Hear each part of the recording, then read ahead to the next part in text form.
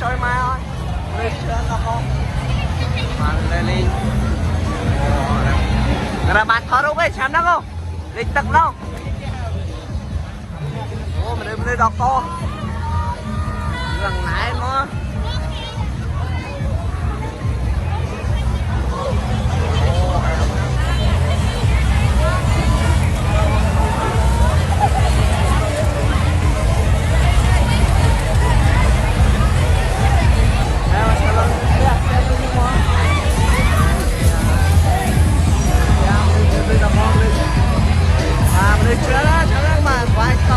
đi ra đâu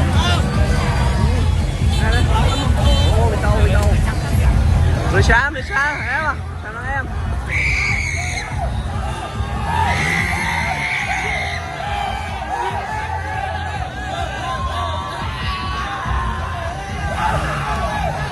cả nhà mau cho ăn bà em lên sân tròn nữa thoa rút ấy chăm nâng bà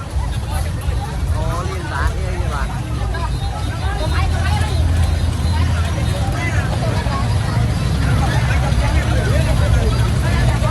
phải cọp từ đi cái